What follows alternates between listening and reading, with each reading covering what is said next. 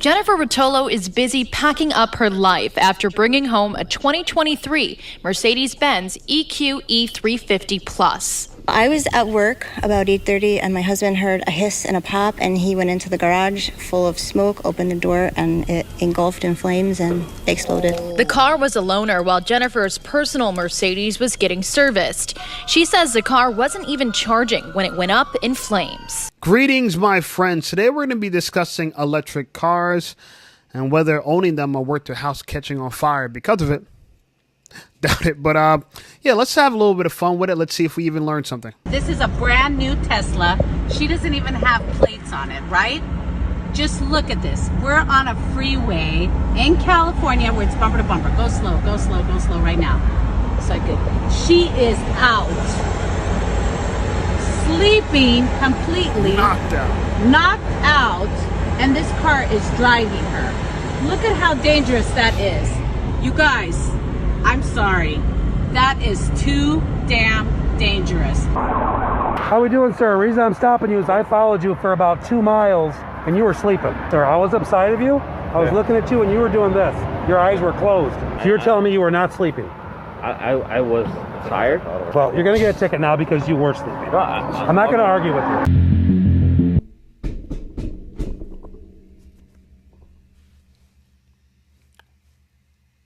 Officer, I swear I was not sleeping. Consumer Matters tonight, an example of how good intentions can go bad in the transition to electric vehicles. A man who bought a plug-in hybrid was shocked to find out battery repairs would cost him more than half what he paid for the whole car.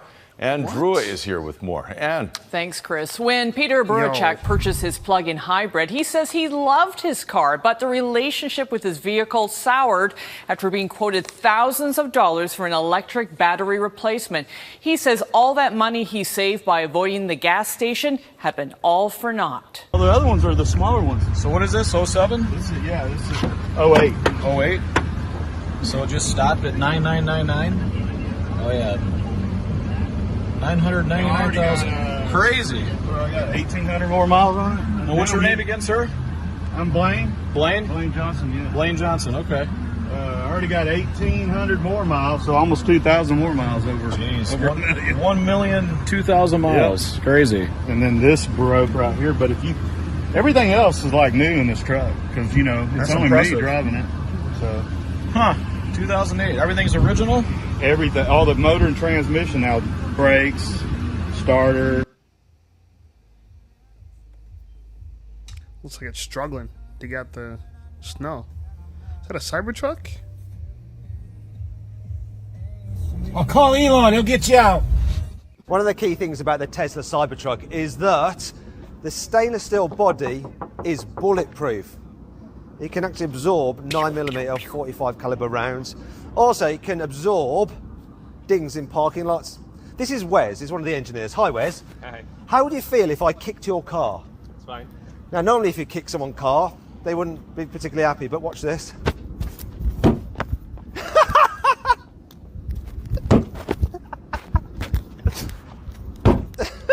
This is just stupid. Electric cars are amazing. Physicists like Mark Mills of the Manhattan Institute do understand. He says the trend to electric is a good thing. But it won't change the future in any significant way with respect to oil use or carbon dioxide emissions. That's inconvenient fact one. More electric cars will hardly dent oil use. If all of us bought electric cars, would it make any difference? So the world has 15, 18 million electric vehicles now. It could go to 300 million, maybe 500 million vehicles. I don't think it will get that many, but that's the aspiration. That would reduce world oil consumption by about 10%. That's not nothing, but it doesn't end the use of oil for the world. Because most of it's used for what? Flying airplanes, driving buses, big trucks. The mining equipment that get the copper to build the electric cars is all oil-fired.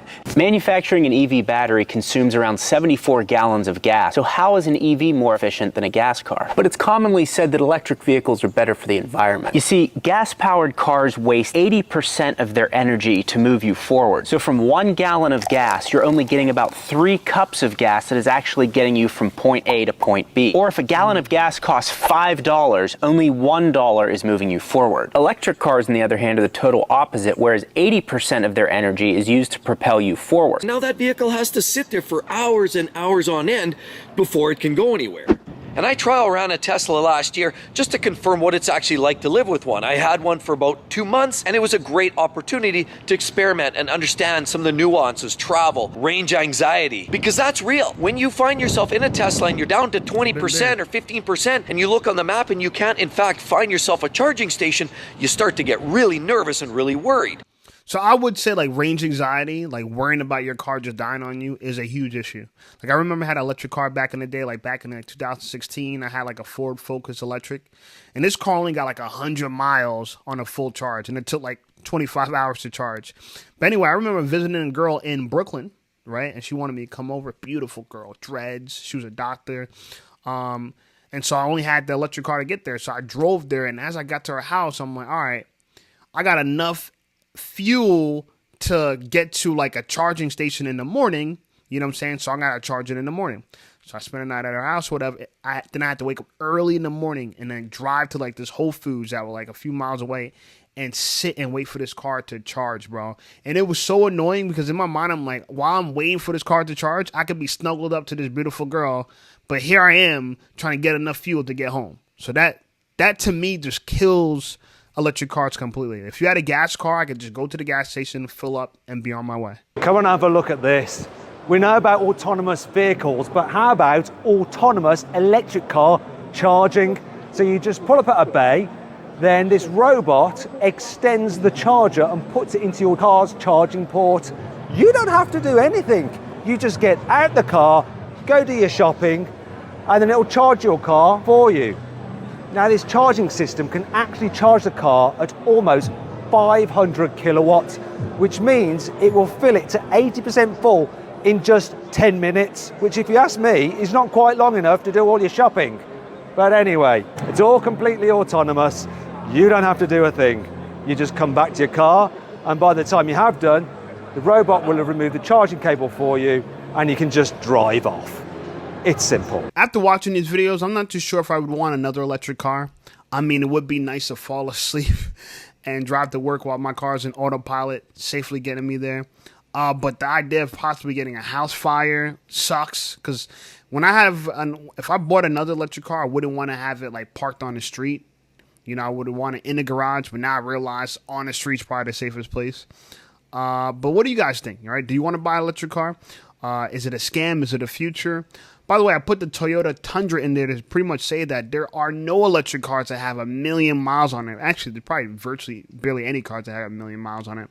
But that's a gas, traditional combustion engine, right? And if you compare it to that other car in the video, it talked about how it would cost $15,000 to replace an electric battery. Like, that's the price of a new car. Like, most car engines cost about like $5,000, $6,000 at best to replace, and that's with installation, right? So I don't know, what do you guys think? Are electric cars the future? Are they a scam? Would you buy one? Let me know what you think about it in the comments. Also, check out some of my other videos, and I'll see you guys over there.